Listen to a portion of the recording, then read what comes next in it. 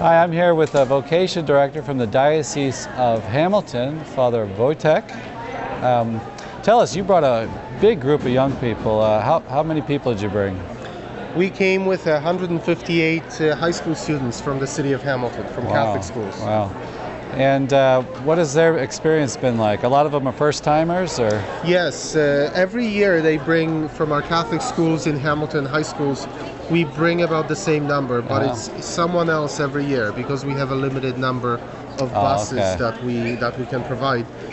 So every year it's pretty much a first time for most of those kids. Right.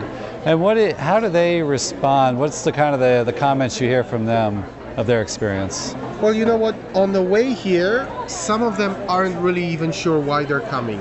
Really? On the way back, they know why they were here. Yeah. So there's a real change in attitude having been at an event like this. Some of them may not even be very committed to their faith.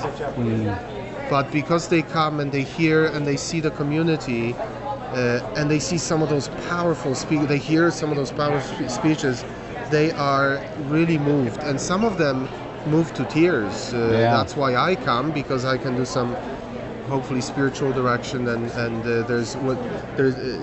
event like this creates an openness in some of those people's lives to maybe take the faith seriously. Yeah, I think that's a great point, that these marches are one way we see the faith put into action, and then you're hearing speakers who are in the pro-life movement in a very serious way year-round, so you can see their commitment.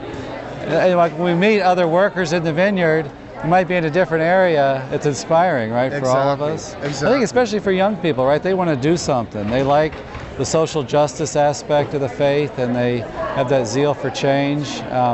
We even have one young lady who's Muslim who came with us. Wow. I think this is such an important area.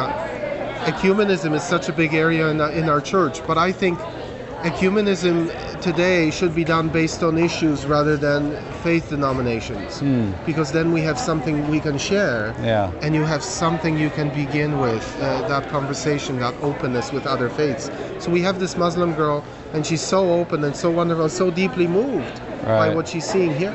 Right. I know certainly we see that in the United States. It brings a lot of denominations together, the pro-life movement, and the Catholics are, certainly at the forefront leading that charge. Yeah.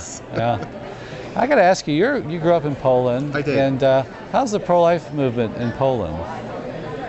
It's still pretty strong. It's still pretty strong. I have to say, when I was growing up in Poland, which was, in the 90s, in the 80s, we came over in 1990. The faith practice was very strong. This was still, we have to remember, during communism, when faith was being opposed by everyone, by the government, which made our faith very strong, and we were very united. That faith has weakened a little bit since then, since the fall of communism, and being enticed by the Western culture in Poland. And so in larger cities you will see a little bit of the division now between faith and culture, faith and politics, whereas in smaller, poorer areas you will still see a very, very strong tradition of pro-life and faith amongst people. Yeah. And one thing we do well, I think, in the West is a lot of the initiatives, the workshops. We hear speakers here that are very much committed to the cause. What has been your observation about the workshops and their effectiveness? I think they're very powerful, because you have people who are not just experts because of the studies they've done. They are witnesses. These are people who have been in the field, who have done the hard work.